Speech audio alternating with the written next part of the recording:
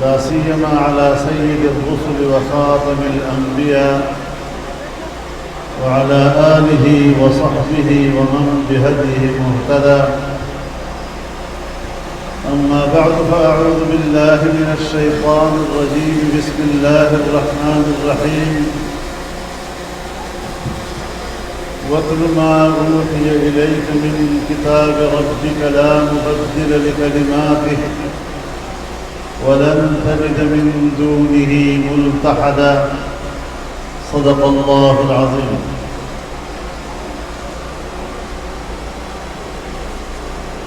Stage پر موجود سندھ دھرتی کے نہایت قابل احترام زعماء حضرات، علماء کرام، میرے بزرگوں، دوستوں اور بھائیوں،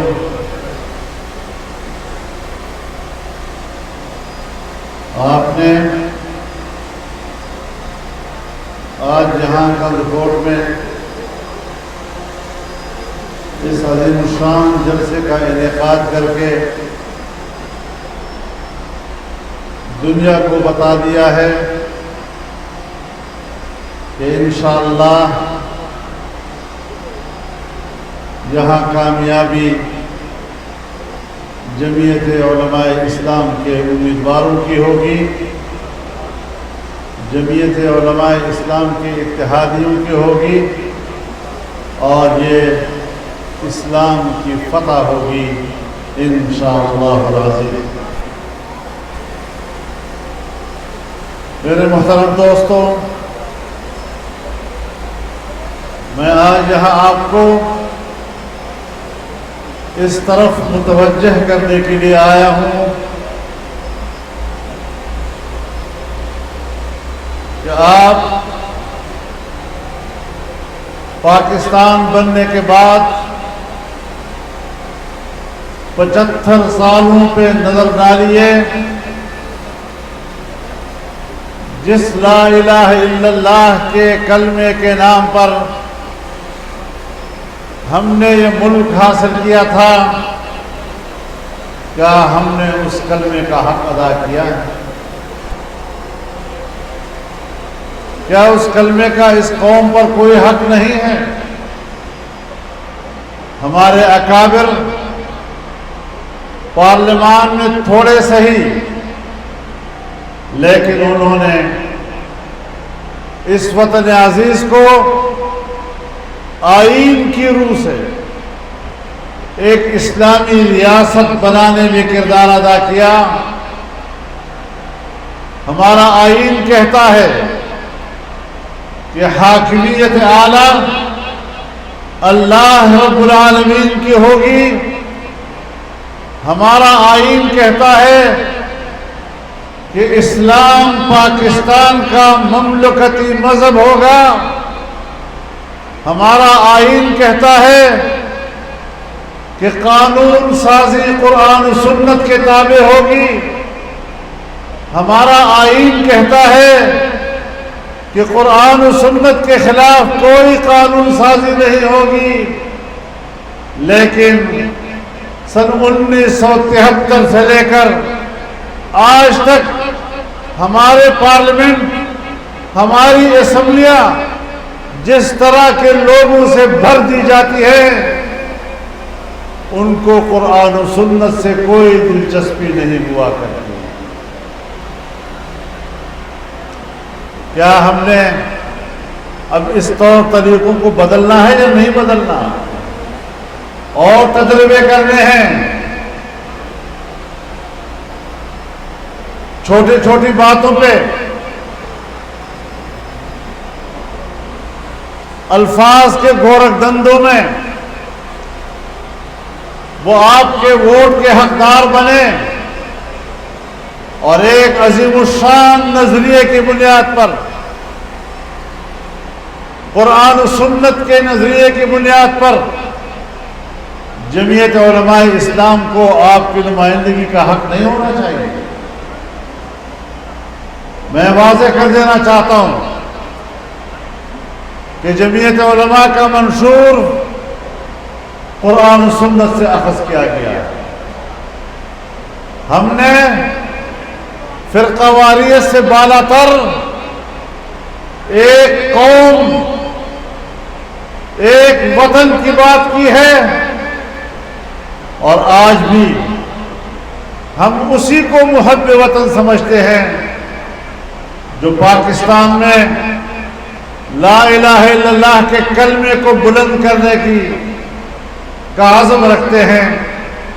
آج بھی اگر ہم قرآن و سنت کی بات کرتے ہیں، اگر آپ نماز پڑھتے ہیں، اگر آپ روزہ رکھتے ہیں، اگر آپ زکوٰۃ دیتے ہیں، اگر آپ حج پہ جاتے ہیں، اگر آپ نکاح کرتے ہیں، اگر آپ میراث تقسیم کرتے ہیں، یہ آپ کا ذاتی اور خاندانی معاملہ ہے، لیکن وطن کو کیا چاہیے، ملک کو کیا چاہیے، میں اس کی بات کر رہا ہوں۔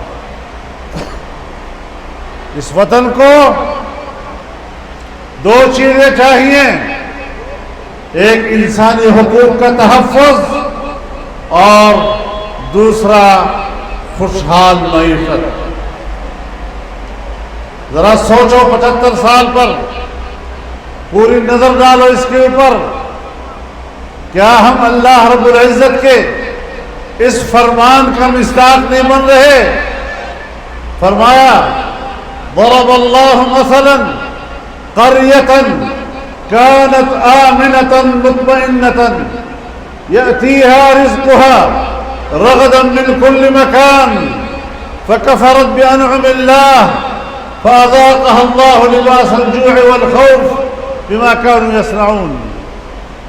اللہ تعالیٰ نے اس آبادی کی مثال دی ہے کہ جہاں پر امن بھی تھا، اطمینان و سکون بھی تھا اور خوشحالی تھی، ہر طرف سے رزق کھچ کھچ کے آ رہا تھا، معاشی طور پر لوگ خوشحال تھے، انسانی حقوق محفوظ تھے، امن و امان کا چرچا تھا۔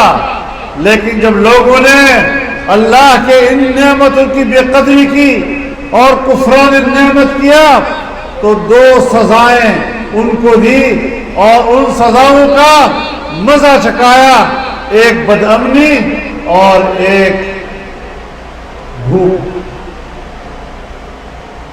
کیا آج ہمارے ملک میں بدامنی نہیں ہے؟ کیا سندھ کے لوگ اس بات کی گواہی نہیں دیں گے کہ یہاں کتنی بدامنی ہے؟ آئے روز لوگ اغوا ہوتے ہیں، آئے روز لوگ قتل ہوتے ہیں، طاقتور لوگ قتل کرتے ہیں تو آزاد پھرتے ہیں، کمزور لوگ قتل کرتے ہیں تو پکڑے جاتے ہیں۔ رسول اللہ صلی اللہ علیہ وسلم نے فرمایا کہ پچھلی امتیں اسی لیے تو تباہ ہوئی کہ اگر ایک طاقتور جرم کرتا ہے تو اس کو نہیں پکڑا جاتا، اور اگر ایک کمزور جرم کرتا ہے تو اس کو پکڑ لیا جاتا ہے۔ ہم نے اس حوالے سے سوچنا ہے کہ ہم نے کیا اس ملک میں تبدیلی لانی ہے۔ ہمارے ملک پر تو لوگ باہر سے لا کر مسلط کیے جاتے ہیں، باہر کے ایجنڈے سے لا کر یہاں پر مداری ہمارے اوپر مسلط کر دیے جاتے ہیں، فتنہ گر ہمارے اوپر مسلط کر دیے جاتے ہیں۔ اور آپ نے دیکھا کہ جب باہر کا ایجنڈا آیا، یہودیوں کا ایجنڈا آیا، امریکیوں کا ایجنڈا آیا، اور آج بھی اس پارٹی کے فارن فنڈنگ کیس میں کوئی 30 لاکھ ڈالر کے قریب اسرائیل کے موساد سے ان کو ملے ہیں۔ ہم بلا وجہ نہیں کہہ رہے یہ باتیں، انہوں نے خیراتی ادارے بنائے، یہودیوں کے پیسے سے بنائے، جرمنی کے پیسے سے بنائے، برطانیہ کے پیسے سے بنائے، یورپ کے پیسے سے بنائے، امریکیوں کے پیسے سے بنائے، اور حساب کتاب بھی نہیں ہے، اس لیے کہ خیراتی ادارے، حساب کتاب بھی نہیں ہے۔ اور پھر جو لوگ پاکستان پر مسلط کیے جاتے ہیں تاکہ ملک کی معیشت کو تباہ کر دیا جائے۔ پاکستان کی تاریخ میں ملک کی معیشت کا اس طرح کباڑہ نہیں ہوا، ملک کی معیشت اس طرح زمین بوس نہیں ہوئی جس طرح کے گزشتہ 5 سالوں میں ہوئی، اور ان کے 3.5 سالوں میں ہوئی کہ ایک مرحلہ وہ بھی آیا کہ ہماری سالانہ ترقی کی شرح 0 سے بھی نیچے چلی گئی۔ ہم نے وہ دن بھی دیکھے، اور پھر دھاندلی کے ذریعے لایا گیا، ووٹ چوری کر کے اس کو لایا گیا، لیکن ان کا یہ خیال تھا کہ پاکستان میں چل جاتا ہے، چاہے جیسا بھی نتیجہ ہو پاکستان میں چل جاتا ہے۔ جمعیت علماء نے کہا نہیں چلے گا، اور پھر نہیں چلے گا، اور انشاءاللہ آئندہ بھی نہیں چلنے دیں گے۔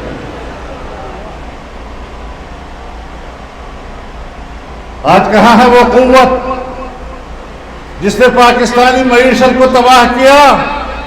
اس گھمنڈ میں کہ امریکہ اس کے پشت پر ہے، جس نے ملک کی معیشت کو تباہ کیا اس گھمنڈ میں کہ یہودی اس کے پشت پر ہے۔ ہم نے یہاں پر نہ امریکہ کو چلنے دیا نہ یہودیوں کو چلنے دیا، اور آج امریکہ شکست کھا چکا ہے۔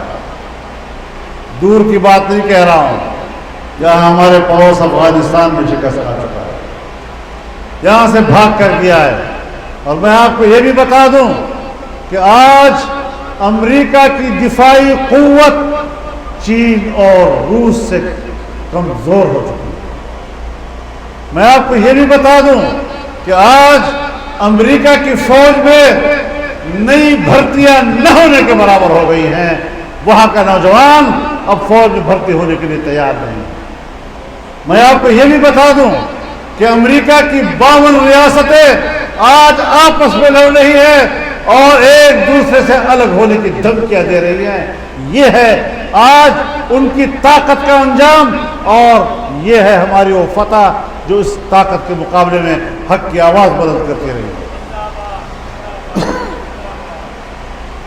جس افغانستان کو سازشوں کے ذریعے کمزور کرنے کی کوشش کی جا رہی ہے اور افغانستان کے اور پاکستان کے تعلقات کو خراب کرنے کی بات کی جا رہی ہے، ہم بتانا چاہتے ہیں کہ امارت اسلامیہ کی بحالی میں بھی جمعیت علماء اسلام نے واضح طور پر اپنا موقف دیا تھا کہ ہم اس کے ساتھ کھڑے ہیں۔ امریکہ نے ان کو دہشت گرد کہا، ہم نے ان کو مجاہد کہا۔ آج مجاہد جیتا ہے اور ریاستی دہشت گرد ہارا۔ اسرائیل اور حماس کی لڑائی ہوئی، حماس کو دہشت گرد تنظیم کہا گیا، لوگ ان کے پاس جانے کے لیے آمادہ نہیں ہو رہے تھے، ان کے ساتھ تصویر لینے کے لیے آمادہ نہیں ہو رہے تھے۔ ہم نے کہا یہ مسلمان کا حق نہیں ہے، مسلمان کبھی ایک اپنے بھائی کو دوسرے کے ظلم کے حوالے نہیں کر سکتا۔ المسلم اخو المسلم لا یسلمہ ولا یظلمہ، نہ اس پر خود ظلم کرتا ہے نہ کسی دوسرے ظلم کے حوالے کر سکتا ہے۔ ہم گئے، ہم نے ترکی کا دورہ منسوخ کیا، قطر گئے، حماس کی قیادت سے ملاقات کی اور پورے ملک سے اپیل کی عوام سے کہ آؤ اس تنگ وقت میں آپ ان کی مدد کریں۔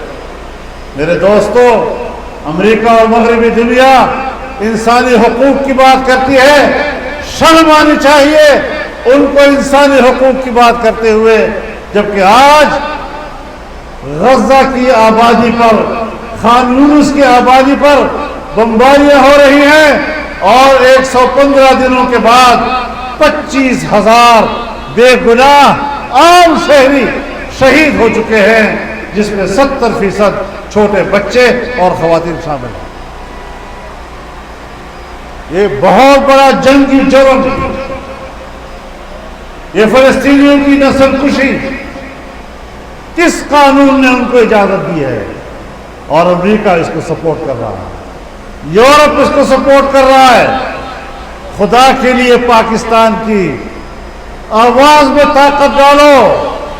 یہاں کی قیادت بھی جرأت نہیں کر رہی خاموشی کا مظاہرہ کر رہی ہے، افغانستان اور پاکستان کی دوستی ضروری ہے۔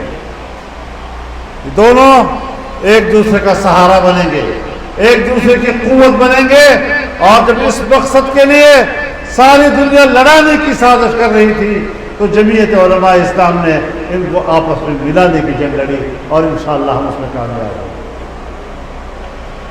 ہمیں داخلی امن چاہیے، ہمیں اس وطن عزیز میں آزادی چاہیے، ہمیں اس وطن عزیز میں خوشحال معیشت چاہیے، ہمیں اس وطن عزیز میں مفلوک الحال طبقہ، مسکین اور غریب طبقہ، یتیم طبقہ، اس کا تحفظ کرنا چاہیے، اس کا انتظام ہمیں کرنا ہے۔ اس کے لیے سوچ اور نظریے کی ضرورت ہے، زبان سے بات کرنے کی ضرورت نہیں ہے۔ اور ہم یہ بات صرف الیکشن کے دنوں میں نہیں کر رہے، یہ ایک مستقل نظریے کے طور پر جمعیت علماء اسلام نے اپنایا ہے، اور خدا کرے آپ کو سمجھ میں آ جائے گی۔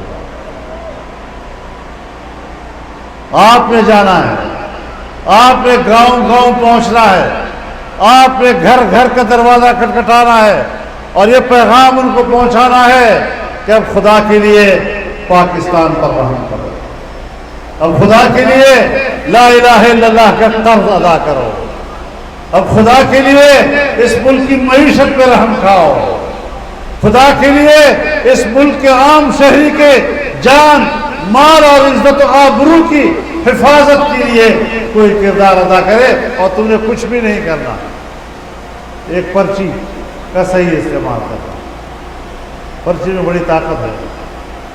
علماء کرام ہمیں سبق پڑھاتے ہیں تو ہمیں بتاتے ہیں کہ رسول اللہ صلی اللہ علیہ وسلم نے فرمایا کہ قیامت کے روز ایک شخص کو لایا جائے گا جس کے گناہوں کے رجسٹر 99 ہوں گے، اور ہر رجسٹر کا حد نظر پھیلا ہوا ہوگا، اور اللہ تعالیٰ اس سے پوچھے گا کہ کوئی عذر تو نہیں تیرا؟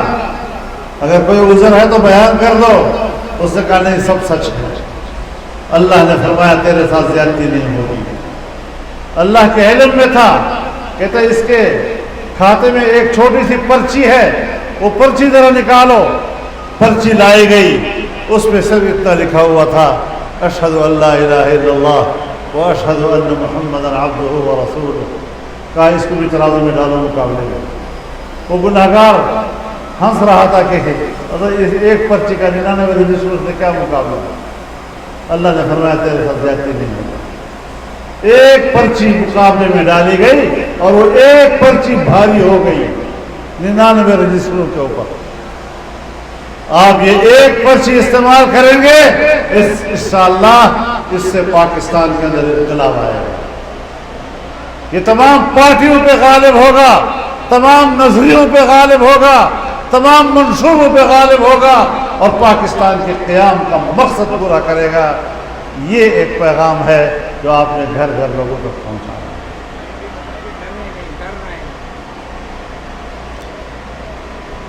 مجھے کہا جا رہا ہے کہ